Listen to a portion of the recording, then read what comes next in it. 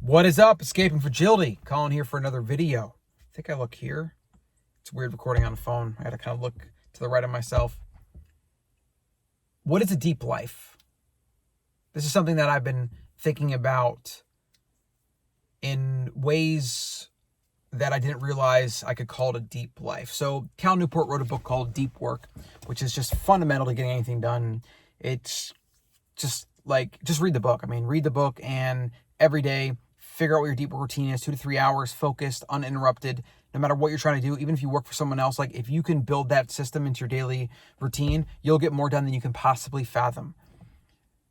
He also expanded on that idea and wrote an article on his blog about a deep life. And there's so many different ideas that coincide with this, like minimalism, obviously consumerism, focus, 80-20, Pareto's principle, getting things done, all these different ideas that come together and kind of coalesce into what is the best way to live.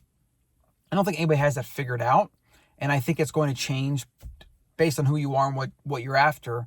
But for me, some of the things that I've been realizing is, and I guess I'll just list them off, right? And then take from this what you will if it applies to you at all. But less stuff, less things, doing less things, not being distracted, being in the moment, being focused, building things, doing work that matters, that can make a difference, enjoying my work that way, balancing my deep, intense, focused work with family time, and having a bit of security and freedom and autonomy and becoming a sovereign individual, which I've talked about a little bit on this channel and probably will more so as 2020 and America crumbles. I hope it doesn't, but who knows?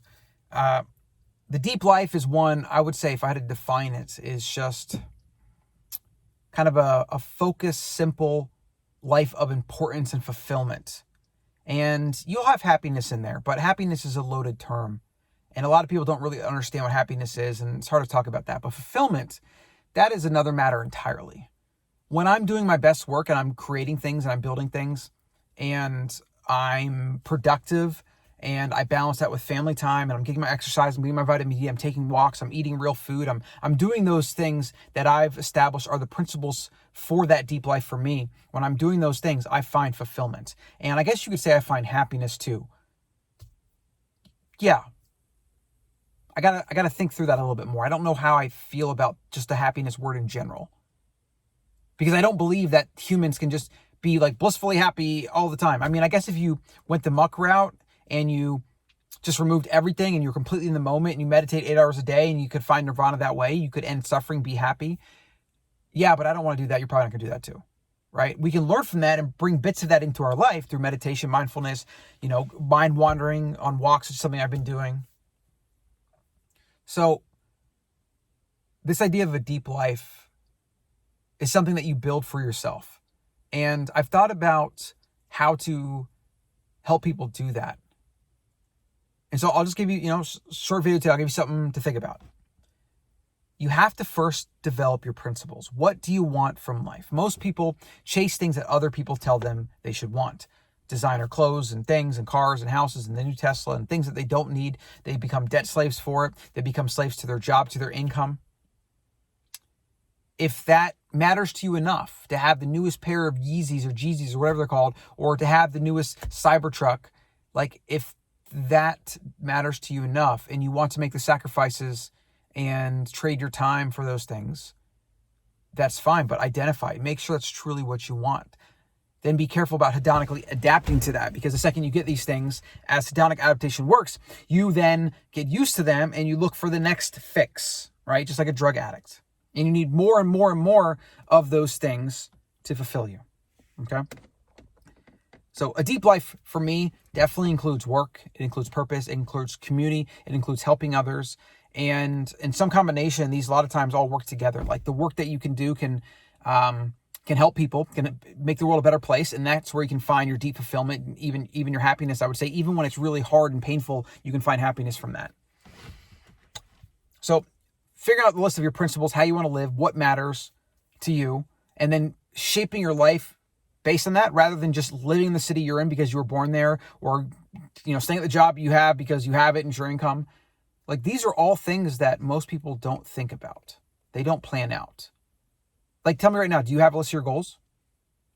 Like, do you have a list of your goals you're working towards? Do you review that every single day? Can you even identify what like your actual life mission is? Can you identify what your perfect day is? And getting to that perfect day every day, are you working towards that? Most people can't answer that question. And I can tell you, I get fuzzy on it, even though I review my goals every single day. And sometimes they're like moving left and right and up and down. I tweak them or whatever.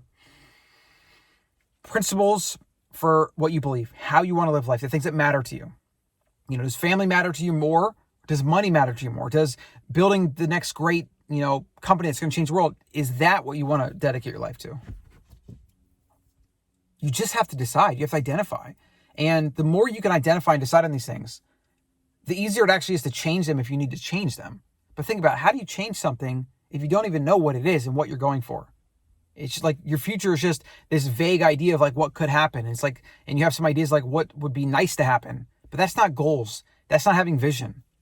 That's just like basically stumbling around in the dark, and you end up at one door and that's the door you take, and or stumbling upon one partner and that's the person you have kids with. And like,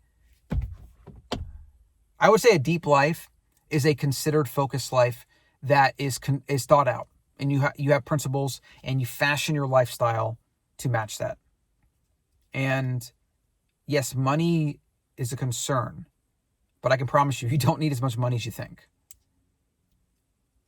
So that's just some thoughts on a deep life and how to start thinking about it. This is obviously a very broad topic with lots of rabbit holes. You're not going to like build this overnight. You're not going to come to any revelations overnight.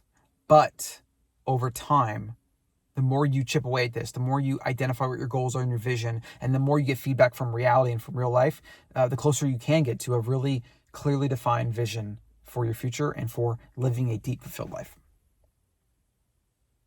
I'm Colin. This is Escaping Fragility. Let me know in the comments.